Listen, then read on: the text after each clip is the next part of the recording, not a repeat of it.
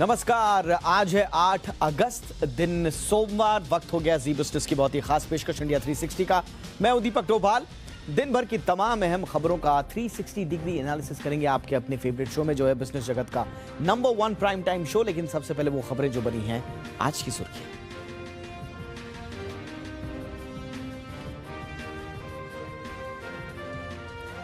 Commonwealth games में बजा भारत का डंका। भारत ने बैडमिंटन में आज 3 गोल्ड मेडल जीते। पुरुष डबल्स में सात्विक चिराग की जोड़ी, तो सिंगल्स में लक्ष्य सेन और पीवी सिंधु ने जीता सोना। पात्रा चौल घोटाले में संजय राउत को कोर्ट से राहत नहीं। 14 दिन के लिए राउत की कस्टडी बढ़ी, अब 22 अगस्त तक जेल में रहेंगे। उपराष्ट्रपति और राज्यसभा के सभापति वेंकैया नायडू की विदाई पर भावुक हुए पीएम मोदी। कहा, वेंकैया के वन लाइनर होते थे विन लाइनर्स। कारोबारी हफ्ते के पहले दिन मजबूती के साथ बंद हुए बाजार। सेंसेक्स 450 से ज्यादा अंक दौड़ा, तो निफ्टी में 128 अंकों की उछाल। बैंक निफ्टी ने भी ट्रिपल सेंचुरी। रुपए में कमजोरी गहराई, आज ½ % से ज्यादा टूटा। $1 की कीमत ₹79.66 हुई। बिजली संशोधन बिल के विरोध में कई राज्य पावर मिनिस्टर बोले, विरोध करने वाले फैला रहे हैं भ्रम। यह बिल सब्सिडी और मुफ्त बिजली के खिलाफ नहीं। और इंडिया 360 में आजादी के 75वीं वर्षगांठ पर आज से शुरू हो रही है खास सीरीज। अगले 25 साल के अमृतकाल की संभावनाओं पर होगी चर्चा। आज बताएंगे 75 साल में कितनी बढ़ी इकोनॉमी और अगले 25 साल में क्या होगा रोड मैप, कौन से मुकाम छुएगी अर्थव्यवस्था।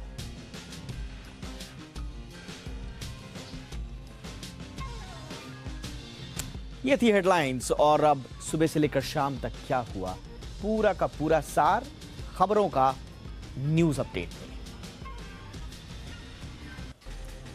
आज सुबह से ही उत्तर प्रदेश के नोएडा की एक खबर दिन भर सुर्खियों में छाई रही। खबर आई कि नोएडा के ओमेक्स सोसाइटी में महिला के साथ अभद्रता करने वाले गालीबाज नेता श्रीकांत त्यागी के अवैध कब्जे को ढा दिया गया है बुलडोजर से। त्यागी ने फ्लैट में जाने के लिए सोसाइटी के बेसमेंट में सीढ़ी बनवा रखी थी। टीम ने उसे भी तोड़ दिया। वहीं पुलिस ने श्रीकांत त्यागी पर 25,000 का इनाम रखा है और जगह जगह छापेमारी की जा रही है। जानकारी के मुताबिक श्रीकांत त्यागी ने सूरजपुर कोर्ट में सरेंडर की अर्जी भी लगाई है।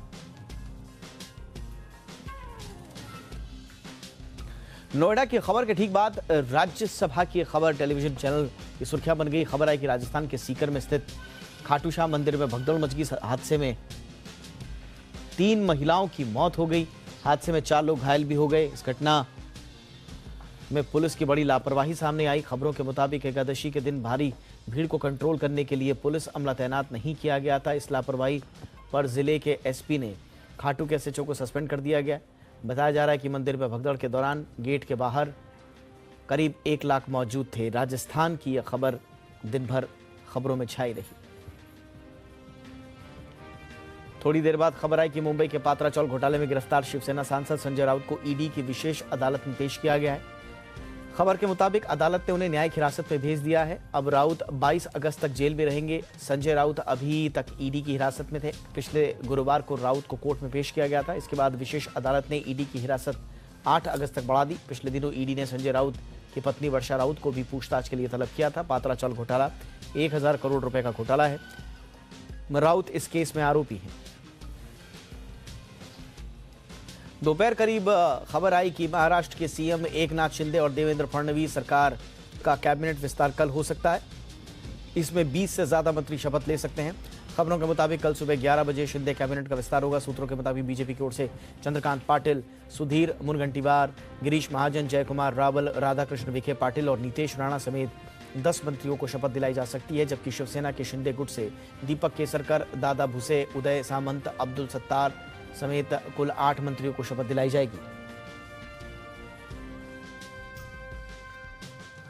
इस बीच खबर आई कि संसद के मानसून सत्र का आज 16वां दिन। राज्यसभा के चेयरमैन एम वेंकैया नायडू को आज के दिन विदाई दी गई है। राज्यसभा में फेयरवेल देते हुए पीएम मोदी राज्यसभा में उन्होंने भाषण दिया। पीएम मोदी ने कहा कि आज हम सब सदन के सभापति और देश के उपराष्ट्रपति के कार्यकाल की समाप्ति के लिए उन्हें धन्यवाद देने के लिए उपस्थित हुए हैं। यह सदन के लिए बहुत ही भावुक पल है। उन्होंने कहा कि सदन का नेतृत्व करने के लिए अपनी जिम्मेदारी भली पूरी की हो, लेकिन आपके अनुभवों का लाभ भविष्य में हमें लंबे समय तक मिलता रहेगा। बिहार में एक बार फिर राजनीतिक हलचल तेज हो गई है। सूत्रों का दावा है कि राज्य में 15 अगस्त से पहले बिहार में नई सियासी तस्वीर सामने आ सकती है। मुख्यमंत्री नीतीश कुमार को लगता है कि सहयोगी पार्टी उन्हें बेदखल करने में जुटी हुई है। साथ ही जेडीयू में टूट के संकेत भी मिल रहे हैं। बताया जा रहा है कि आरसीपी सिंह जेडीयू के कई विधायकों के संपर्क में है और बिहार में महाराष्ट्र का फॉर्मूला दोहराए जाने की आशंका बन रही है। इस कारण जेडीयू ने मंगलवार को सभी सांसदों, विधायकों और एमएलसी की बैठक बुलाई। आरजेडी ने भी अपने विधायकों और सांसदों की कल बैठक बुलाई है। इतना ही नहीं, कांग्रेस ने भी अपने विधायकों को पटना में रहने को कहा है।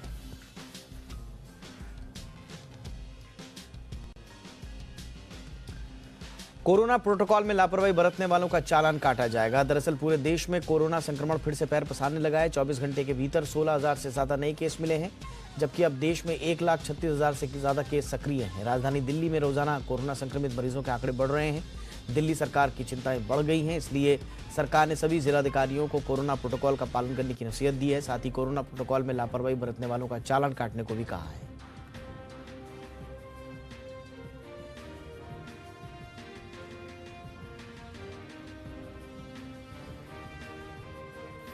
और अब खबरें देखते हैं विस्तार से। और आज की सबसे बड़ी खबर और सबसे सुखद खबर, सबसे शानदार खुशखबरी आई है खेल के मैदान से।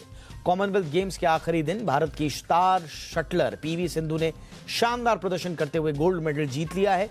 उन्होंने बैडमिंटन विमेंस के सिंगल्स मुकाबले में कनाडा की मिशेली ली को हराकर गोल्ड पर कब्जा किया। सिंधु ने इससे पहले सेमीफाइनल्स मैच में भी शानदार प्रदर्शन किया था। उन्होंने इसे बरकरार रखा और गोल्ड अपने नाम कर लिया। भारत के लिए कॉमनवेल्थ गेम्स 2022 में ये 19वां गोल्ड मेडल है। इस जीत के बाद जी मीडिया से पीवी सिंधु ने क्या कहा, आइए सुनते हैं। देखिए, सिंधु जब बैडमिंटन कोर्ट पर उतरती हैं तो क्या होता है ये सब जानते हैं, और एक बार फिर वही हुआ। वो कोर्ट पर उतरी और जीती, और ऐसे जीती कि गले में आया गोल्ड मेडल। बहुत बहुत बधाई सिंधु। Thank you. आपको आदत हो गई है इन सब चीज़ों की, मतलब आपके पास हर टूर्नामेंट का गोल्ड था, इसका सिंगल्स का नहीं था, तो ये साइड्स आपने ऑफ कोर्स बहुत वेट किया था इसके लिए, क्योंकि लास्ट टाइम भी मिस हुआ, उसके पहले भी मिस हुआ था। तो फाइनली अभी इस बार गोल्ड लेके जा रही हूँ, तो बहुत खुश हूँ, क्योंकि हमेशा ये of course Commonwealth Games it comes once in 4 years, तो फिर 4 साल वेट करना है। तो I was like I need to get this and I finally got it, तो बहुत खुश हूँ। ये गेम्स पे हमेशा आपके इवेंट उस नंबर पर आते हैं जब मेडल टैली बड़े नेक टू नेक चल रहा होता है, उस पर नजर थी आपकी? मतलब ऑब्वियसली इंडिया से बहुत लोग बहुत अच्छा किया था। ऑब्वियसली हमारा मेडल टैली भी ऊपर जा रहा था, बट मैंने देखी थी, और रेसलिंग में, बॉक्सिंग में, टेबल टेनिस में, और हमारा क्रिकेटर्स, हॉकी, सब लोग बहुत अच्छा किया था। तो बस देखी थी और यही सोची थी कि बैडमिंटन में भी आना है, तो बस यही माइंडसेट था मेरा। आप फ्लैग बेयरर रही थी भारतीय कंटिंजेंट की, तो भारतीय कंटिंजेंट के पूरे परफॉर्मेंस में क्या कहेंगी? हमने देखा ऐसे खेलों में हमने मेडल जीते हैं, बहुत यंगस्टर्स अप आए हैं, ये कितनी पॉजिटिव चेंज है? ऑफ कोर्स बहुत पॉजिटिव है, बहुत पॉजिटिव चेंज है, क्योंकि अभी in every sport I mean there are a lot of medals, और हमारा मेडल टैली भी ऊपर होते जा रहा है। तो it's a very good thing. I mean sports in India is really going high, and I think thanks to the government out there, and हम लोग बहुत अच्छा कर रहे हैं, क्योंकि यंगस्टर्स को भी एक इंस्पिरेशन है, and they see their seniors and learn a lot more. तो अभी इस साल भी कॉमनवेल्थ गेम्स में बहुत यंगस्टर्स भी आए थे और बहुत अच्छा भी किया था। आखिरी सवाल, पीएम ने आपको कहा चैंपियन ऑफ चैंपियंस, क्या कहेंगे? कुछ स्पेशल पीएम के साथ आइसक्रीम या क्या कहेंगे? बस आई वुड लाइक टू से मोदी सर थैंक यू। अभी ऑब्वियसली बहुत लोग मुझे कॉल किया था और ट्वीट भी किया था। अभी I didn't have time to reply them back, but definitely I am going to reply. But I think Modi ji ने ऐसा बोला था, तो it's a very great thing, and thank you so much. बहुत बहुत शुक्रिया हमसे बातचीत के लिए। तो ये थी पीवी सिंधु, जिन्होंने भारत को एक बार फिर गोल्ड दिलाया और अपना बैडमिंटन में पहला सिंगल कॉमनवेल्थ गोल्ड जीता। कैमरा पर्सन शंकर शर्मलिक के साथ किरण चोपड़ा, सी मीडिया बॉम्बे। और सिंधु से पहले कॉमनवेल्थ गेम्स में भारतीय बैडमिंटन खिलाड़ी लक्ष्य सेन ने भी सोना जीता। उन्होंने बैडमिंटन के पुरुष सिंगल्स के फाइनल मैच में मलेशिया के जी योंग एनजी को शिकस्त दी है। लक्ष्य सेन ने जी योंग के खिलाफ 19-21, 21-9, 21-16 से जीत दर्ज की। गोल्ड जीतने के बाद लक्ष्य सेन ने जी मीडिया से अपनी जीत पर खुशी जाहिर की। बर्मिंघम कॉमनवेल्थ गेम्स का आखिरी दिन, लेकिन गोल्ड के लिए अभी रेस जारी है और एक ऐसा गोल्ड हमें दिलाया है लक्ष्य सेन ने। लक्ष्य, इतनी कम उम्र में इतनी अचीवमेंट्स आप कर रहे हैं, कहाँ से ला रहे हैं एनर्जी, कहाँ से ला रहे हैं इंस्पिरेशन? जी डेफिनेटली मेरा फैमिली जो है वो काफ़ी सपोर्टिव है। Even my coaches, the whole team is really motivated and I think उन लोग की वजह से ही मैं ये सब कर पा रहा हूँ एंड डेफिनेटली और मैं और चाहूँगा कि ये मैं कंटिन्यू करता रहूँ। अपने मैच के बारे में बताइए, 1 गेम डाउन थे आप और उसके बाद ये कमबैक, उस वक्त क्या दिमाग में चल रहा था और ऐसे सेंसेशनल कमबैक किया? जी फर्स्ट गेम काफ़ी क्लोज था और एक पॉइंट पे it was 19 all and it was anybody's game. तो मैंने यही सोचा कि अगर if I manage to keep the same level in the second game and I can really pull it through, so that believe जो था वो हमेशा था पूरे मैच में। एंड डेफिनेटली जब सेकंड गेम में मुझे लीड आया तो कॉन्फिडेंस और थोड़ा बढ़ गया। एंड देन थर्ड गेम मैंने स्टार्टेड वेल और जब मेरे पास 2-3 पॉइंट का हमेशा लीड था तो मैं वो ट्राई कर रहा था कि मैं वो लीड को कंटिन्यू रखूँ। और वो शर्टलेस सेलिब्रेशन के लिए क्या कहेंगे? देखिए कई चीज़ें याद रहती है, आपकी सेलिब्रेशन भी हमेशा याद रहती है। जी डेफिनेटली ये कोई प्लान सेलिब्रेशन नहीं था, तो जो मेरे मन में आया वो मैंने किया। एंड आई थिंक मैंने भी अभी तक वो सेलिब्रेशन नहीं देखा है क्योंकि मैच के बाद मैं सीधा इधर आया हूँ। तो definitely I have to go back and see what people have to say about it. जब सिंधु ने गोल्ड जीता तो उस वक्त वो प्रेशर आपको लग रहा था? क्योंकि देखिए मेडल टैली में हम नेक टू नेक चल रहे हैं न्यूजीलैंड से, तो वो कहीं प्रेशर आ रहा था कि नहीं आपको भी चाहिए? जी डेफिनेटली आज का जब दिन स्टार्ट हुआ and we were also looking at overall medals, तो वी सेड कि डेफिनेटली हम न्यूजीलैंड से आगे निकल सकते हैं। And in badminton specially we have 3 chances कि हम लोग 3 गोल्ड ले सकते हैं। तो डेफिनेटली जब सिंधु का गोल्ड आया and we were all warming up and when the national anthem played, I think वो एक काफ़ी मोटिवेटिंग मोमेंट था मेरे लिए भी कि I have to repeat it. ये एक्सपीरियंस कैसा रहा कॉमनवेल्थ गेम्स में पोडियम पे खड़े होने? जी काफ़ी अच्छा एक्सपीरियंस था एंड डेफिनेटली मैं अपना पूरा टीम, अपना फैमिली, सबको थैंक यू बोलना चाहूँगा जिनने मेरे पे भरोसा किया। And big thank you to everyone in the crowd as well जो आज सपोर्ट के लिए आए थे। नॉट आज बट लाइक फर्स्ट डे से the crowd has been really amazing. बहुत बहुत शुक्रिया हमसे बातचीत के लिए। तो ये थे लक्ष्य सेन जिन्होंने दिलाया भारत को 20वां गोल्ड और पहुंचा दिया भारत को मेडल टैली में 4थे नंबर पर। कैमरा पर्सन शंकर मलिक के साथ किरण चोपड़ा, सी मीडिया, बर्मिंघम। चलिए अब कुछ और खबरों का रुख करते हैं और सोचिए कि मोबाइल नंबर की तरह बिजली कनेक्शन की पोर्टेबिलिटी हो या फिर मोबाइल की तरह ही बिजली के लिए प्रीपेड की सुविधा हो तो कैसा रहेगा। ये हम नहीं कह रहे हैं, सरकार दरअसल बिजली संशोधन बिल में कुछ ऐसे ही प्रावधान लाने की तैयारी में है। हालांकि बिल का विरोध भी हो रहा है और बिल को लेकर पावर मिनिस्टर आर.के. सिंह ने जी बिजनेस से खास बातचीत में कहा कि बिल पर सिर्फ राजनीति के लिए हल्ला हो रहा है और इसमें सब्सिडी खत्म करने का कोई प्रावधान नहीं है। पोजीशन सर एक आरोप लगा रहा है कि इस बिल की वजह से गरीबों का, किसानों को महंगी बिजली मिलेगी। सर आपसे जानना चाहते हैं क्या है सच्चाई, क्या कितनी सच्चाई इस आरोप में है? आप तो पढ़े लिखे हैं, ड्राफ्ट बिल हम दे देते हैं, आप पढ़ लीजिए। पढ़े वो लोग भी होंगे या तो पढ़ के नहीं आए या पढ़े समझे नहीं या पढ़ करके समझने के बाद भी झूठ बोल रहे हैं। मेरा ये बहुत ही गलत बात है कि साहब आप लोगों को गलत बरकलाएं, ये वही हो रहा है। इस अमेंडमेंट बिल में कोई प्रावधान ऐसा नहीं है जो कि किसानों से संबंधित है, कोई नहीं, नॉट वन। इस अमेंडमेंट बिल में कोई प्रावधान ऐसा नहीं है जो कि सब्सिडी पर रोकती है। सब्सिडी जितना मिलता मिलता रहेगा। आप बढ़ाना चाहते हैं बढ़ा दीजिए, फ्री देना चाहते हैं दीजिए, इसका कोई रोक नहीं है इस बिल में। ये वो जानते हैं, जो बिना पढ़े आया वो तो अलग बात है साहब, हल्ला करने के लिए अलग।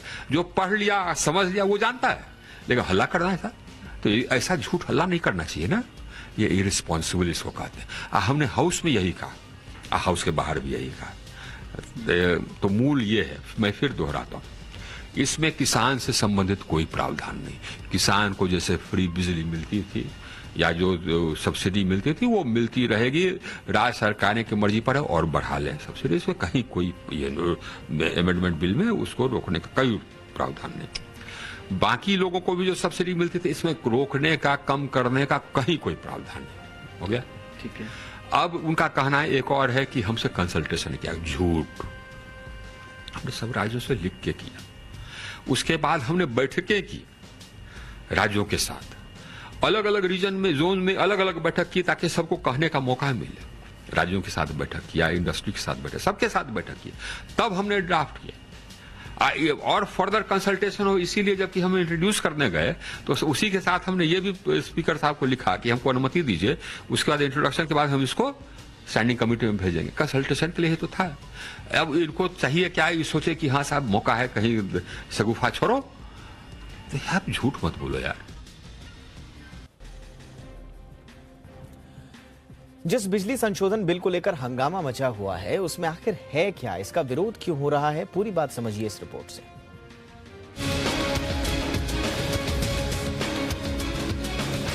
सरकार बिजली क्षेत्र में बड़ा सुधार करने की तैयारी को लेकर बिजली संशोधन बिल 2021 लाने की तैयारी कर चुकी है।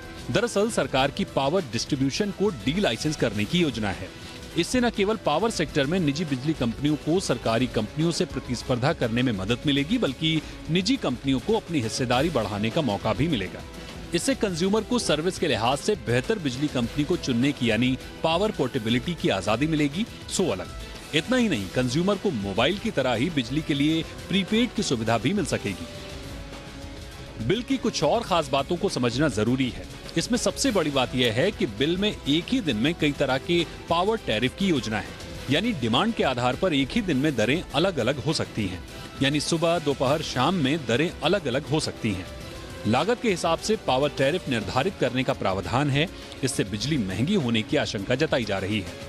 वहीं सभी डिस्कॉम चाहे सरकारी हों या निजी क्षेत्र के हों, बिल में इनके रेगुलेशन के लिए एक मजबूत इलेक्ट्रिसिटी कमीशन का प्रावधान है, जिसे बकायेदारों की संपत्ति कुर्क करने के साथ जेल भेजने का आदेश देने का भी अधिकार होगा। इसके अलावा सरकार ने साफ किया है कि बिल में सब्सिडी खत्म करने को लेकर कहीं नहीं कहा गया है, न ही किसानों के लिए सस्ती बिजली देने के प्रावधान में कोई बदलाव किया गया है। राज्य सरकारें अपने हिसाब से सब्सिडी देने के लिए मुक्त हैं। ये भी समझना होगा कि इस बिल पर इतना पुरजोर विरोध क्यों हो रहा है। सरकारी बिजली कंपनियों और फेडरेशन का मानना है कि सरकार इस बिल के जरिए सरकारी बिजली कंपनियों को निजी हाथों में देने की तैयारी में है, क्योंकि निजी कंपनियां केवल फायदा कमाने वाले क्षेत्रों को ही बिजली आपूर्ति करेंगी।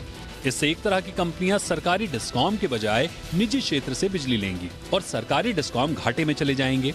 इससे सरकारी डिस्कॉम के निजीकरण का बहाना मिल जाएगा। सरकार पर यह भी आरोप है कि इस बिल को लाने से पहले राज्यों से बात नहीं की गई। विपक्ष ने भी बिजली संशोधन बिल पर विरोध जताया है। साथ ही पश्चिम बंगाल, तमिलनाडु और केरल जैसे राज्य भी इसे लेकर ऐतराज जता चुके हैं। फिलहाल सरकार का मकसद पावर सेक्टर में रिफॉर्म लाना और कंज्यूमर को बेहतर सुविधा मुहैया कराना है। खासकर कंज्यूमर को बिजली कनेक्शन लेना आसान हो जाएगा। तय सीमा में कनेक्शन दिया जाएगा। नए कनेक्शन के लिए मेट्रो शहरों में 7 दिन, नगर पालिका में 15 और ग्रामीण क्षेत्रों में अधिकतम 30 दिनों में कनेक्शन दिया जाएगा। साथ ही मकान मालिक के नाम पर ही कनेक्शन दिया जाएगा। इससे फर्जीवाड़ा रोकने में मदद मिलेगी। ऐसे में सरकार की सख्ती से सरकारी बिजली कंपनियों को घाटा कम करने में मदद मिलेगी। ब्यूरो रिपोर्ट, जी मीडिया। और अब वक्त है आजादी के अमृत महोत्सव पर जी बिजनेस की खास पेशकश इंडिया @100 का।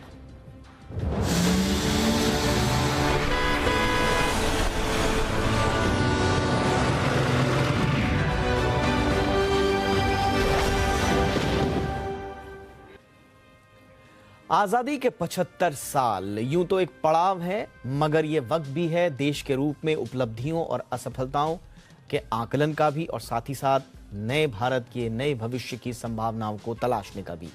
पिछले 75 साल में देश ने बहुत कुछ हासिल किया, उपलब्धियां अनगिनत हैं, लेकिन आज हम बात करेंगे अर्थव्यवस्था की और जानेंगे हमने क्या हासिल किया और क्या हासिल करना रह गया है।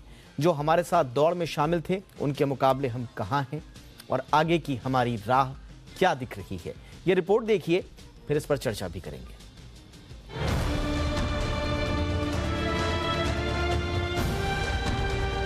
1947 में जब देश आजाद हुआ था, तब हमारे पास भविष्य के सुनहरे सपने के अलावा कुछ भी नहीं था। करीब 35 करोड़ की आबादी थी, मगर खाने के लिए पर्याप्त अनाज भी नहीं था। बड़े उद्योगों के नाम पर खदानों और मेटल का कारोबार ही ज्यादा होता था। अनाज सहित ज्यादातर सामान इंपोर्ट होता था। आज हालात बहुत बदल गए हैं। कच्चे तेल और गोल्ड को छोड़ दें तो इंपोर्ट पर हमारी निर्भरता कम हुई है। आईटी सहित कई चीजों के एक्सपोर्ट में हम दुनिया में अव्वल हैं। अब इकोनॉमी की उपलब्धियों पर विस्तार से बात करते हैं। देश जब आजाद हुआ था तब हमारी जीडीपी सिर्फ 2.7 लाख करोड़ रुपए थी। आज रियल जीडीपी 150 लाख करोड़ रुपए के करीब है, यानी जीडीपी 55 गुना से ज्यादा बढ़ चुकी है। तब दुनिया की जीडीपी में हमारा हिस्सा 3% के करीब था। अब यह हिस्सा बढ़कर 7% के करीब हो गया है। सालाना प्रति व्यक्ति आय की बात करें तो 1947 में ये सिर्फ 249 रुपए थी, जो अब 1.5 लाख रुपए से ज्यादा हो गई है।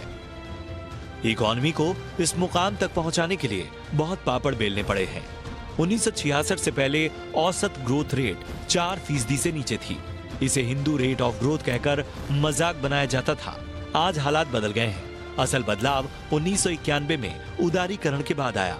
तब से लेकर 2000 तक औसत जीडीपी ग्रोथ रेट 5.5% थी और 2000 के बाद से अब तक औसत ग्रोथ रेट 7.1% रही है। 1991 से अब तक इकोनॉमी 9 गुना बढ़ी है, जबकि लोगों की आमदनी में 5 गुने का इजाफा हुआ है। आजादी के बाद गरीबों की संख्या में कमी देश की बड़ी उपलब्धियों में से एक है। 1947 में देश की 70% की आबादी गरीबी रेखा के नीचे थी। अब ये संख्या गिरकर 18% के करीब आ गई है। अर्थव्यवस्था के उदारीकरण के बाद से यानी 1990 से अब तक करोड़ों लोग गरीबी रेखा से बाहर निकल गए हैं। हालांकि कोरोना के चलते फिर कुछ दबाव बन गया है, मगर दुनिया के कई देशों के मुकाबले हमारी स्थिति बेहतर है। दुनिया के जितने भी अमीर देश हैं, उन्होंने अपनी अर्थव्यवस्था को विदेशी व्यापार के जरिए मजबूत किया है। ये एक ऐसा क्षेत्र है जहां हम अभी काफी पीछे हैं। आजादी के बाद 1950-51 में भारत ने 1.27 अरब डॉलर का आयात और 1.26 अरब डॉलर का निर्यात किया था, मगर इसके बाद निर्यात के मुकाबले आयात तेजी के साथ बढ़ा। 1975-76 में इंपोर्ट बढ़कर 6 अरब डॉलर और एक्सपोर्ट बढ़कर 4.66 अरब डॉलर के स्तर पर पहुंच गया। 1990-91 में आर्थिक सुधारों के दौरान भारत का इंपोर्ट 24 अरब डॉलर के करीब था, वहीं एक्सपोर्ट 18 अरब डॉलर के पार पहुंच गया। साल 2002 तक इंपोर्ट 50 अरब डॉलर के पार पहुंच गया, वहीं एक्सपोर्ट करीब 44 अरब डॉलर के स्तर पर था। साल 2021-22 में भारत का कुल एक्सपोर्ट 417 अरब डॉलर के स्तर पर था, वहीं इंपोर्ट 610 अरब डॉलर के स्तर पर पहुंच गया। भारत के इंपोर्ट में क्रूड और गोल्ड का हिस्सा सबसे बड़ा है। अगर इसे निकाल दें तो हालात बुरे नहीं हैं। दूसरी ओर सरकार PLI स्कीम के जरिए देश में इलेक्ट्रॉनिक्स और दूसरे प्रोडक्ट्स की मैन्युफैक्चरिंग को बढ़ावा दे रही है और निश्चित रूप से आने वाले दिनों में इससे एक्सपोर्ट को बढ़ाने में मदद मिलेगी। दुनिया भर में किसी देश की ताकत का अंदाजा उसके विदेशी मुद्रा भंडार से भी लगाया जाता है। आज देश का फॉरेक्स रिजर्व 580 अरब डॉलर के करीब है। 1947 में देश के पास सिर्फ 1 अरब डॉलर की विदेशी मुद्रा थी। 1991 में तो हालात इतने खराब हो गए थे कि भारत को 40 करोड़ डॉलर के लिए अपना 46.91 टन सोना गिरवी रखना पड़ा था। आज श्रीलंका फॉरेक्स की कमी के कारण बर्बाद हो गया है। पाकिस्तान बर्बादी के कगार पर खड़ा है और कई और देश फॉरेक्स की कमी से जूझ रहे हैं, मगर भारत के पास दुनिया का 5वां सबसे बड़ा फॉरेक्स रिजर्व है। चलते चलते रुपए की भी बात कर लेते हैं। आजादी के वक्त रुपया और डॉलर की कीमत बराबर थी, मगर हमारे देश में महंगाई ज्यादा थी, जिसके कारण रुपए का अवमूल्यन ज्यादा हुआ। 1949 में रुपए की वैल्यू 4.75 रुपए प्रति डॉलर हो गई। 1966 में फिर बड़ा अवमूल्यन किया गया और 1 डॉलर की कीमत 7 रुपए हो गई। 1991 के आर्थिक संकट के दौरान में 2 बार रुपए का अवमूल्यन हुआ और डॉलर का भाव 25 रुपए हो गया। आज महंगाई और दूसरे कारणों से धीरे धीरे रुपया कमजोर होते होते 80 के स्तर तक गिर गया है। ब्यूरो रिपोर्ट, जी मीडिया। और आइए चर्चा के लिए इस वक्त हमारे साथ दो खास मेहमान जुड़ चुके हैं। पूर्व वित्त सचिव सुभाष चंद्र गर्ग सर हमारे साथ इस वक्त जुड़ चुके हैं और CIMA employment of people with disabilities के चेयरमैन और रचना प्राइवेट के चेयरमैन और मैनेजिंग डायरेक्टर पिरूज खंबाटा साहब भी हमारे साथ जुड़ चुके हैं। पिरूज सर आपका बहुत बहुत स्वागत है। गर्ग सर आपका भी बहुत बहुत स्वागत है। गर्ग सर मैं चर्चा की शुरुआत आप ही से करना चाहूँगा और हमारा जो पॉलिटिकल स्टैब्लिशमेंट रहा है 1947 के बाद से अब तक, उसका बहुत दूसरे कारणों से हमारा जो इकोनॉमिक ग्रोथ रहा है उसकी ट्रैजेक्टरी बड़ी विचित्र सी रही है। बहुत सारे अनोखे फैसले हम लोगों ने लिए, कभी गिरे कभी संभले, लेकिन उठकर चलते रहे, दौड़ते रहे और आज हम इस स्थिति में हैं जब हम दुनिया की one of the fastest growing economy के कतार में खड़े हुए हैं बड़ी शान से। इस पूरी जर्नी को, 75 साल की जर्नी को आप किस तरह से आंकते हैं सर, और जो ट्रैजेक्टरी रही है क्या वो संतोषजनक रही है सर? देखिए, देश का पोटेंशियल जबरदस्त है। देश का ह्यूमन रिसोर्स हमेशा से ही बहुत बेहतर रहा है, लेकिन आर्थिक विकास जो है वो इस बात पे बहुत कुछ निर्भर करता है कि आप किस तरह की नीतिगत फैसले लेते हैं, किस तरह की आप चॉइसेस करते हैं। हमने आज़ादी के बाद कई मेरे ख्याल से गलत फैसले किए। नीतिगत रूप से हमने सोशलिज्म की व्यवस्था अपनाई, हमने प्राइवेट सेक्टर को दूर दरकिनार कर दिया, हमने पब्लिक सेक्टर में बहुत इन्वेस्टमेंट करने की ठानी। उसका रिज़ल्ट ये रहा, हमने एक्सपोर्ट्स ओरिएंटेड इकोनॉमी के बजाय इंपोर्ट सब्स्टिट्यूशन, सेल्फ रिलायंस, इस चीज़ों पे ज़्यादा ध्यान दिया। फॉरेन टेक्नोलॉजी, हमारे यहाँ टेक्नोलॉजी नहीं थी लेकिन फॉरेन टेक्नोलॉजी को भी हम इंपोर्ट करने नहीं देना चाहते थे। फॉरेन इन्वेस्टमेंट जो आके जिससे देश में कैपिटल बन सकती है, इन्वेस्टमेंट हो सकता है, उसको भी हमने रोका। तो ये सब जो चॉइसेस की उसका रिजल्ट ये रहा जो आपकी रिपोर्ट में भी आया बहुत साफ तरह से कि 1947 से और 1990 तक देश में लाइसेंस परमिट राज, देश में पब्लिक सेक्टर प्राइवेट सेक्टर ख़त्म कर देना, इन सब के कारण से हमारी वो जो ग्रोथ रेट है वो बहुत कम रही। उस दौरान बहुत सारे और देश कहीं आगे निकलने लग गए। साउथ कोरिया, जापान, यूरोप की तो बात ही छोड़ दीजिए, ताइवान, बाद में 1978 के आसपास चाइना भी, ये बहुत सारे देश जो थे वो काफ़ी आगे निकलने लग गए। तब हमें एहसास हुआ कि भाई हम गलती कर रहे हैं। बिजनेस जो है, जो आउटपुट है, उत्पादन है, वो मुख्यतः प्राइवेट सेक्टर में होता है। सरकार का काम नहीं है कि बिजनेस करे, प्रोडक्शन में जाए, और हमने इकोनॉमी को खोलने लगे। हमारे पास टेक्नोलॉजी नहीं थी, टेक्नोलॉजी आयात को अनुमति दी, फॉरेन इन्वेस्टमेंट को खोला, प्राइवेट सेक्टर को सभी सेक्टर में जाने दिया। बहुत सारे अच्छे नीतिगत फैसले उस समय हुए। ट्रेड, एक्सपोर्ट ओरिएंटेड इकोनॉमी बनाने के लिए जो ये एक हमारा गलत फैसिनेशन था कि रुपया स्ट्रॉन्ग रहना चाहिए, उसको हटा के उसकी जो मार्केट वैल्यू है उसके हिसाब से तय होने लगे।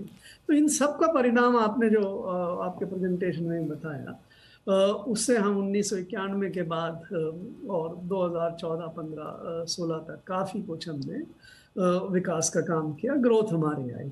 आज के दिन हम कहाँ हैं, ये सवाल सबसे महत्वपूर्ण है। मैं सर आऊँगा कि ये जो आपने कहा अभी, और मुझे लगता है कि हमने उन गलत फैसलों का हमने जिक्र किया जो हमने बीते 75 साल के इस क्रम में किया, ख़ास तौर से 1991 से पहले के जो काल रहा है, जो कालखंड रहा है, उसमें जो गलत फैसले हुए। मैं पिरू सर आपके पास आना चाहूँगा। जब हमने 5 प्लान की शुरुआत करी थी, और इनफैक्ट हमारा जो फर्स्ट 5 प्लान था उसमें हमारा सारा फोकस एग्रीकल्चर पे ही था। उस समय हम जानते थे कि अगर हमें किसी सेक्टर को सबसे ज़्यादा मजबूत करना है तो वो एग्रीकल्चर होगा। हालांकि सेकंड में हम तुरंत शिफ्ट हो गए इंडस्ट्रियल डेवलपमेंट पे, लेकिन पहला शुरुआत में 1947 के तुरंत बाद यही सोच थी कि भारत को आगे बढ़ाना है तो एग्रीकल्चर सेक्टर को आगे बढ़ाना होगा, उसमें रिफॉर्म्स की आवश्यकता है। और बड़े ही विचित्र रूप से आज भी प्रायोरिटी सेक्टर होने के बावजूद, चिंताएं तमाम होने के बावजूद, तमाम कोशिशों के बावजूद हम स्ट्रगल कर रहे हैं। एग्रीकल्चर में हम आज भी स्ट्रगल कर रहे हैं। ये क्यों, ये अभी तक वो खाई हम पाठ क्यों नहीं पाए सर एग्रीकल्चर में? आप सीधे मेरे सेकंड इश्यू पे आ गए। Let us go on agriculture. पहले तो मैं गर्व साहब को थैंक यू बोलूंगा, उन्होंने जो बताया सही बताया, और वही मेरा स्टार्टिंग रहेगा। As a very senior person in government, now is not in government, but he has said that without private sector you cannot move मूव फर्दर। तो बात 100% ट्रू आज है, और एग्रीकल्चर में बिल्कुल ज्यादा ट्रू है। पर आज की तारीख में अगर जो भी रिफॉर्म देख ले हुए सेक्टर में एग्रीकल्चर के जो किए हैं, उसमें हमने ये माना ही नहीं है। आज की तारीख में भी आज फॉर एग्जांपल आज मैं चाहूं कि चलो मैं बड़ा प्लांटेशन लगा दूं। आज जैसे कि फिलीपींस में जो प्लांटेशन पाइनएप्पल का होता है, जहाँ पाइनएप्पल ग्रो होता है, प्रोसेस होता है और पूरे वर्ल्ड में एक्सपोर्ट होता है, वो सिटी जितना बराबर है। वहाँ एम्बुलेंस लगती है, पुलिस स्टेशन है। ऐसा प्लांटेशन में लगा पाऊंगा इंडिया में? मेरे को कोई लगाने देगा? आज 3 कंपनियां ऑरेंज की है ब्राजील में, पूरे वर्ल्ड का ऑरेंज मार्केट 3 कंपनियां कंट्रोल करती है। वो उनके भी सिटीज है, प्राइवेट कंपनी है, पब्लिक लिस्टेड कंपनी होगी, प्राइवेट में प्राइवेटली ओन्ड है, पब्लिकली ओन्ड, गवर्नमेंट नहीं है। तो वो हम कर सकते हैं। आज ये जो प्राइवेट सेक्टर इन्वॉल्वमेंट एग्रीकल्चर में होना चाहिए, जो एग्रीकल्चर की बात करते हैं, मैंने अभी किसी को बताया, ये जो स्टार्टअप यूनिकॉर्न है वो कितना फायदा देश को पहुंचाते हैं। ना वो देश में पैसा लाते हैं, देश में पैसा ले जाते हैं एक्चुअली, और ना वो उससे रियल रूरल इंफ्रास्ट्रक्चर क्रिएट हो रहा है। मैं किसी के नेगेटिव नहीं कर रहा हूँ, अच्छे है वो भी यूनिफॉर्म, मैं नहीं कहूँगा। हमको एग्री यूनिकॉर्न की जरूरत है। हम एग्री इंफ्रास्ट्रक्चर में, एग्री में डाले पैसे, एग्री इंफ्रास्ट्रक्चर में डाले, वहां प्राइवेट सेक्टर कंट्रीब्यूशन क्यों नहीं हो रहा है? आज बड़े बड़े लोग कहते हैं मेरे को टेलीकॉम में आना है, सबसे बड़ी दुनिया की कंपनियां बोलती है। कोई कहते हैं, बड़े लोग बोलते हैं आपको पेट्रोलियम में आना है। ऐसी बड़ी कंपनियां क्यों नहीं भागती? मैं एग्रीकल्चर में आ जाऊं, एग्री रिलेटेड प्रोडक्ट्स में आ जाऊं, फूड प्रोसेसिंग में आ जाऊं, एक्वा मरीन कल्चर में आ जाऊं, डेयरी में आ जाऊं। हमने वहां ऐसा क्यों बना के नहीं रखा कि वो लोग आए? जब वो लोग आएंगे, बड़ी बड़ी डेयरिया बनेगी, बड़े बड़े फूड प्रोसेसिंग प्लांट बनेंगे, बड़े बड़े एग्री कॉम्प्लेक्स बनेंगे, तब जाके आप जो बता रहे होगा। और सबसे बड़ा फायदा ये होगा कि फार्मर की तो इनकम 100% डबल हो जाएगी, बिकॉज कोई भी आएगा तो कोई फार्मर को बंद नहीं करने वाला है। कोई फार्मर कोई वही फार्म करेगा, कोई फार्म नहीं करने वाला। फार्मर ही फार्म करेगा ना, उसकी कोई जगह लेने वाली। बिल्कुल उसकी जगह एग्रीकल्चर एक अपने आप में कितना बड़ा स्पेस है कि उसकी जगह तो रिप्लेसमेंट तो कोई, वहीं जाकर आपको सर्जरीज करनी पड़ेंगी, रिफॉर्म्स करने चाहिए। बहरहाल ये जो हमारी सीरीज है, इसमें हम एग्रीकल्चर पे एक एक्सक्लूसिव डिबेट भी लेकर आएंगे और एक्सक्लूसिव रिपोर्ट भी हमारी है, एक्सक्लूसिवली उस सेक्टर पे हम बात करेंगे। एक ही पॉइंट बाकी था एक्सपोर्ट।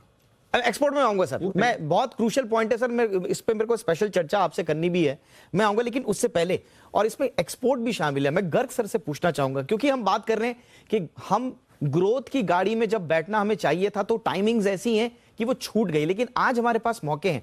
मैं थोड़ा सा गर्ग से समझना चाहूंगा, आज हमने जब से होश संभाला, और खास तौर से 90 के दशक में जब हमने पढ़ाई लिखाई करनी शुरू की, तो हम यही देखते थे, और आज भी हम यही सुनते हैं कि जो जितने भी विकसित देश हैं या अमीर बन गए देश हैं, खासतौर से आपने साउथ कोरिया, ताइवान, सिंगापुर का जिक्र किया, जिन्हें टाइगर्स ऑफ एशिया उस समय कहा जाता था, बिल्कुल बैठी हुई इकोनॉमीज थी, लेकिन कुछ इन्होंने इनोवेशंस किए और मैन्युफैक्चरिंग और एक्सपोर्ट के ये लोग हब बने।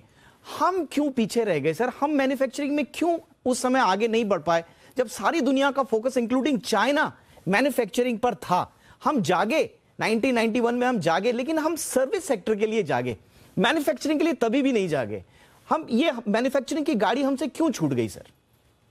देखिए, अलग अलग समय पे अलग अलग सेक्टर्स होते हैं जिसमें वैल्यू क्रिएट होती है, जिसमें ग्रोथ की सबसे बड़ी संभावना होती है।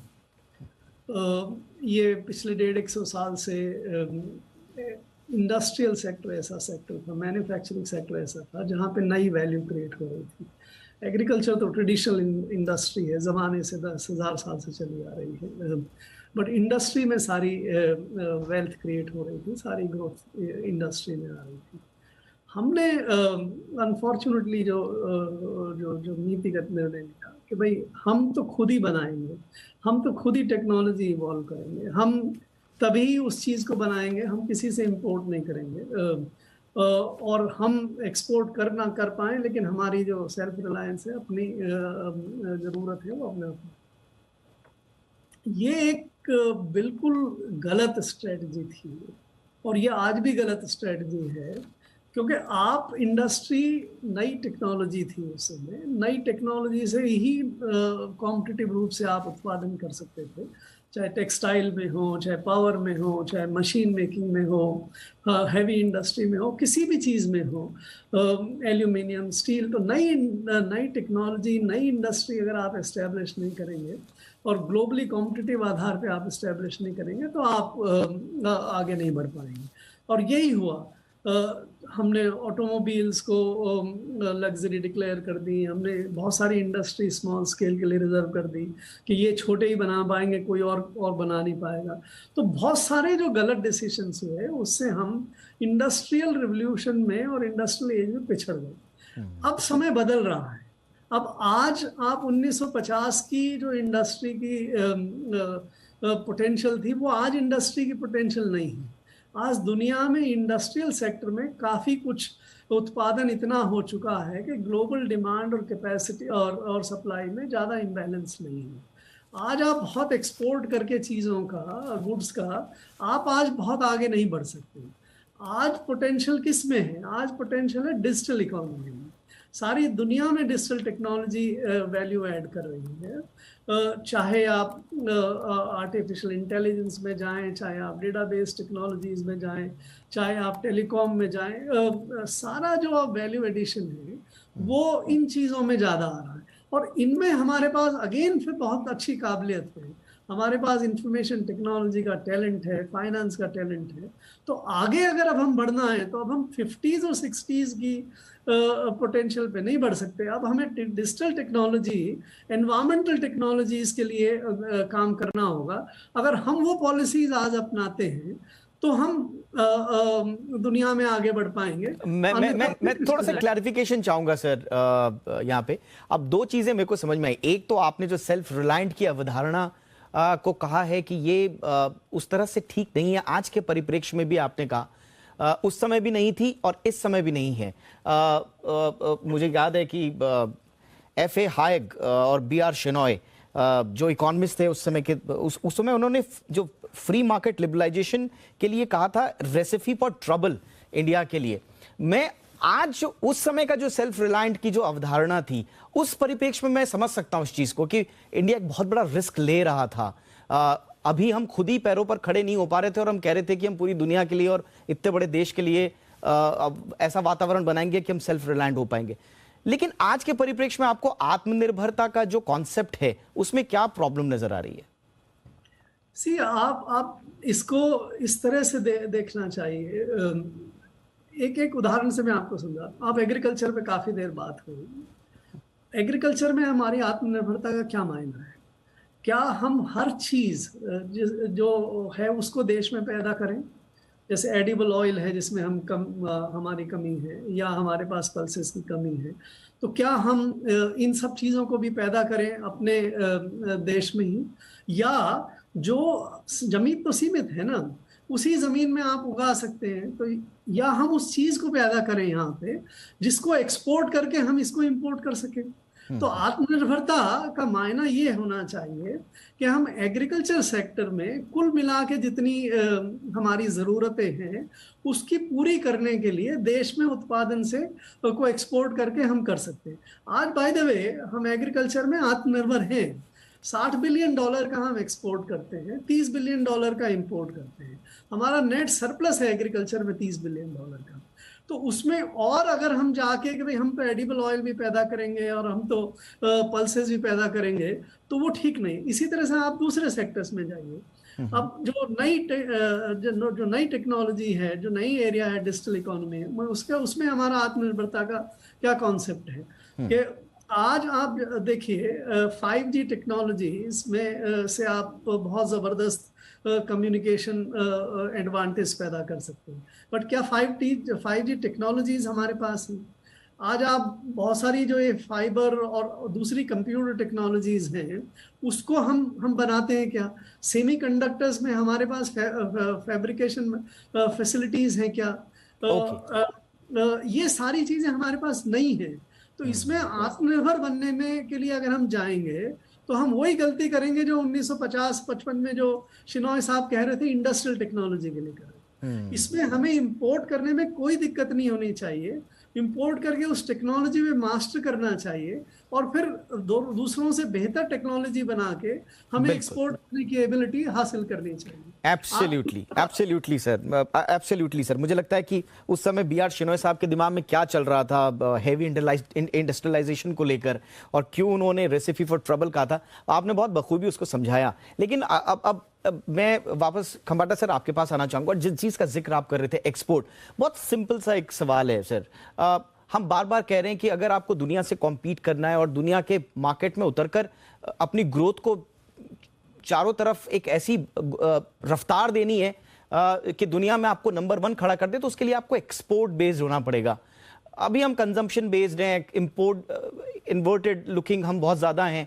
एक्सपोर्ट बेस्ड अर्थव्यवस्था बनने में हमें कितना समय लगेगा और अगला जो 25 साल का आउटलुक है उसमें आप भारत की तस्वीर क्या देखते हैं? चलो, बहुत बढ़िया क्वेश्चन है। उसका जो उदाहरण है कि हमने एक्सपोर्ट में लास्ट 1 साल में रफली 23-24% तो ग्रोथ ले लिया है। अगर यही ग्रोथ चलता रहा तो we are almost like doubling every 2 to 3 years। 3 years में डबल हो जाएगा, तो we are on the right track. पर सामने इंपोर्ट भी इतना ही ग्रो हो रहा है, इसलिए मेरा हमेशा मानना है कि नेट एडिशन कितना होगा। और हर कैटेगरी में, आज एग्री में हमने बात सही है, हमारा एक्सपोर्ट इंपोर्ट से ज्यादा है, पर ऐसी बहुत सी कैटेगरी है जो रिवर्स जा रही है। तो मेरे हिसाब से the right way to see it कि हम हर कैटेगरी में कितना पॉजिटिव वैल्यू एडिशन कर सकते हैं। आप पेट्रोलियम को भूल जाते हैं, जेम्स एंड ज्वेलरी को भूल जाते हैं, वो इंपोर्ट तो चलो होना है, वो अपने आप जाएगा। वो जो नॉन पेट्रोलियम प्रोडक्ट है, नॉन ज्वेलरी प्रोडक्ट है, उसका भी इंपोर्ट हमको कैसे कम करना है, जो हम चीज बना सके इंडिया में, हम क्यों बाहर बिकाए। और एडिबल ऑयल एक सही एग्जाम्पल है। मेरे हिसाब से अगर एडिबल ऑयल का प्रोडक्शन इंडिया में होता है, पाम ऑयल का फॉर एग्जाम्पल होता है, तो हमारे पास पूरा कोस्टल बेल्ट और एरिया बेल्ट पड़ा है, वहां के फार्मर को फायदा होगा, हमारा एक्सचेंज भी बचेगा। और एग्रीकल्चर में सबसे बड़ा इंपॉर्टेंट है फूड सिक्योरिटी की। आज न करे भगवान वापस कोई वॉर हो जाए, न करे भगवान वापस कोविड आ जाए, आप सोचो ऑयल आएगा ही नहीं तो क्या हम ऑयल बिना क्या करेंगे। तो आज अल्टीमेटली जो फूड सिक्योरिटी इंपॉर्टेंट बहुत है, और इसीलिए एग्रीकल्चर सेक्टर में मैं तो कहूंगा एवरी प्रोडक्ट, एडिबल ऑयल हो, कुछ भी हो, हमको पल्सेस हो, हमको for our own food security India में उसको प्रोड्यूस करना पड़ेगा और हम उसको एक्सपोर्ट कर सके। सेकंड, मेरा हमेशा मानना है कि व्हेन आप एक्सपोर्ट ओरिएंटेड इकोनॉमी में जाते हो तो एडवांटेज ये होता है आपको स्केल लाना पड़ता है। कोई भी चीज में एक्सपोर्ट अभी कर सकते हो जो स्केल होता है, छोटी चीज कभी हो नहीं सकती, आप कॉम्पीट ही नहीं कर पाओगे। आप आज टू व्हीलर कर, जो टू व्हीलर स्कूटर होता है, मोटरसाइकिल होता है, इंडिया एक्सपोर्ट इसलिए कर रहा है, हमारे पास स्केल है। आज बिस्किट आता है, ग्लूकोज बिस्किट हम करते हैं एक्सपोर्ट, हमारे पास स्केल है। इसी तरह हम एग्री कमोडिटी में हम बड़ा ज्यादा वॉल्यूम जाऊंगा, स्केल आएगा, तो ऑटोमेटिक रेट भी कम होंगे। बहुत इंपॉर्टेंट बात आपने बोली। होंगे तो इंडियन कस्टमर को भी फायदा। एब्सोल्युटली सर, मैंने ऑरेंज का एग्जांपल दिया। एब्सोल्युटली आज की तारीख में मैं एप्पल की बात करता हूँ, आप मेरे को हंसी आती है। आज बड़े बड़े स्टोर में फॉरेन का एप्पल बिकता है, और हमारे क्या ऑर्चर्ड नहीं है क्या हिमाचल और कश्मीर में?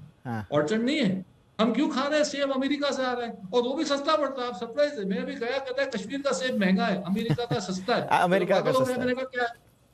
तो इसका एब्सोल्युटली सर, ये एक्सपोर्ट एक ऐसा, बिल्कुल एक ऐसा सब्जेक्ट है। आपने स्केल की बहुत इंपॉर्टेंट बात बोली, और मुझे लगता है कि वैरायटी तो हमारे पास है स्केल अप करने के लिए सारी चीजों को, लेकिन स्केल के साथ साथ वैरायटी का भी होना बहुत इंपॉर्टेंट है। रिसेंटली हमने बांग्लादेश का एग्जांपल देखा है, टेक्सटाइल पूरी इकोनॉमी टेक्सटाइल बेस्ड हो गई, और जैसे ही पैंडेमिक आया उसके बाद IMF के पास जा रहे हैं, 70 to 80% जो वहाँ की इकोनॉमी है वो पूरी की पूरी एक ही चीज पे टेक्सटाइल एक्सपोर्ट बेस्ड हो गई है। तो वैरायटी भी होना बहुत जरूरी है स्केल के साथ साथ। श्रीलंका में भी ऐसा ही था। एब्सोल्युटली सर, श्रीलंका की एब्सोल्युटली। तो मुझे लगता है यस सर, तो विविधता आना भी बहुत जरूरी है। आप दोनों से मुझे बहुत सारी बातें करनी थी, और खास तौर से सर्विस सेक्टर को लेकर तो गर्ग सर के साथ मैं चाहूंगा कि घंटों का विचार विमर्श हो, लेकिन टीवी है और हमारी कुछ लिमिटेशंस हैं वक्त की, तो आप दोनों को मुझे थैंक यू कहना पड़ेगा यहाँ पर। बहुत बहुत शुक्रिया सर आप दोनों का। Thank you sir. Garg sir आपने वक्त निकाला, खंबाटा सर आपका भी बहुत बहुत शुक्रिया। चलिए, देश भर में आजादी का अमृत महोत्सव मनाया जा रहा है, और इस मौके पर हर घर तिरंगा मुहिम भी चलाई जा रही है। इस मुहिम की वजह से देश भर में तिरंगा की डिमांड बढ़ी है। देखिए हमारे संवाददाता सौरभ पांडे की यह खास रिपोर्ट। आज़ादी के 75 साल के साथ देश भर में आज़ादी का अमृत महोत्सव मनाया जा रहा है। ऐसे में देश भर में जो है हर घर तिरंगा मुहिम के तहत जो तिरंगे की डिमांड में काफ़ी ज़्यादा बढ़ोतरी हुई है, उसके वजह से जो है मैन्युफैक्चरर्स का कहना है कि डिमांड सबसे ज़्यादा जो है अब देखने को मिली है, जो कि इससे पहले कभी ना देखी गई थी।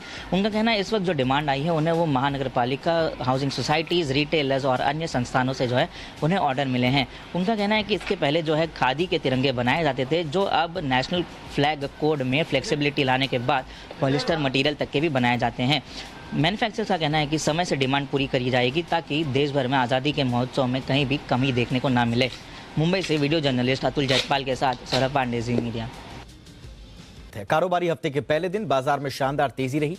मिले जुले ग्लोबल संकेतों के बीच में बाजार की आज कमजोरी के साथ शुरुआत हुई, लेकिन कारोबार के आगे बढ़ने के साथ ही बाजार में तेजी बढ़ती गई। अंत में बाजार दिन के हाई के करीब बंद हुआ। 4 महीने के हाई के करीब है ये।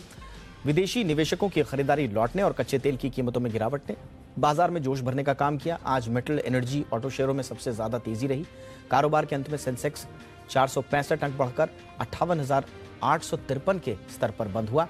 निफ्टी 128 अंक चढ़कर 17,525 के लेवल पर बंद होने में कामयाब रहा। आपको बताएं कि मुहर्रम के अवसर पर कल बाजार बंद रहेगा।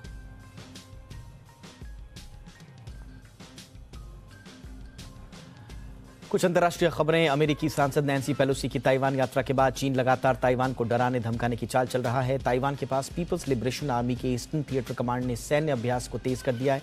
वहीं ताइवान ने भी चीन से दो हाथ करने का मन बना लिया है। यानी चीन और ताइवान के बीच टकराव कम होता नहीं दिख रहा है। रूस यूक्रेन के युद्ध के बीच चीन ताइवान के बीच भी महायुद्ध का खतरा बढ़ता जा रहा है।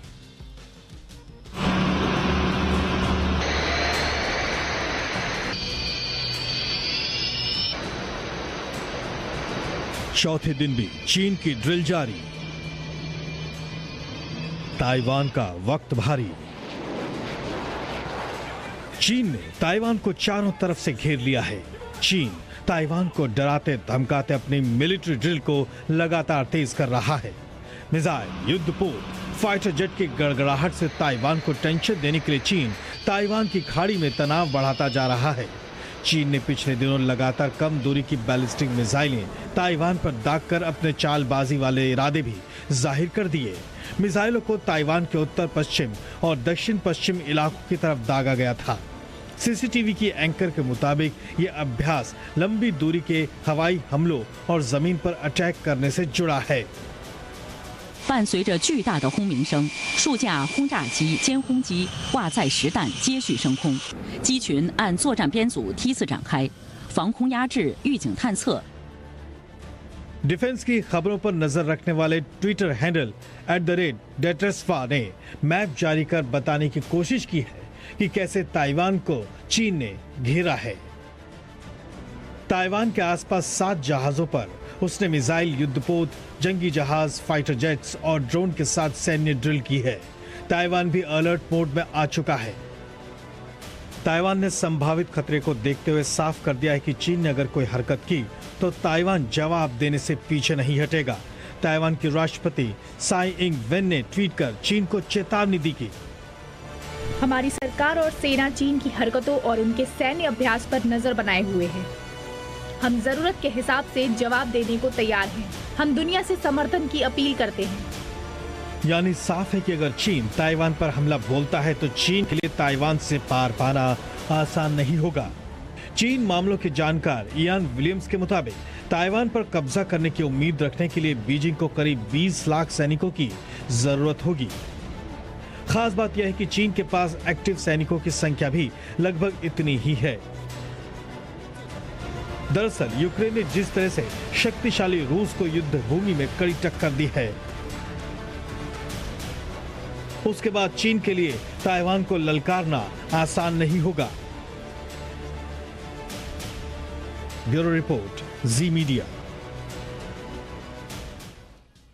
कुछ दिन पहले आपने श्रीलंका में महंगाई की वजह से हुए जनता के संग्राम को देखा था। अब श्रीलंका से 3000 किलोमीटर दूर ढाका में महंगाई के मुद्दे पर जोरदार प्रदर्शन शुरू हो गया है। 1971 में आजादी के बाद पहली बार बांग्लादेश में एक दिन में पेट्रोल के दाम 51% और डीजल के दाम 42% बढ़ा दिए गए।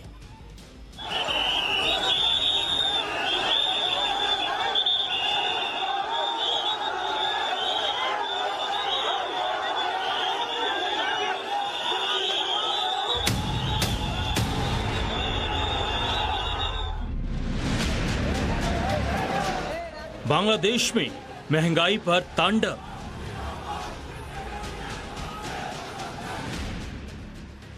कीमत बढ़ाने का बना इतिहास।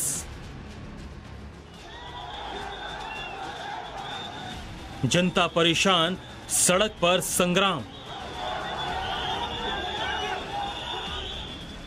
जी हां, ये तस्वीरें श्रीलंका की नहीं बल्कि बांग्लादेश की है। अब यहां की जनता महंगाई के खिलाफ सड़क पर है।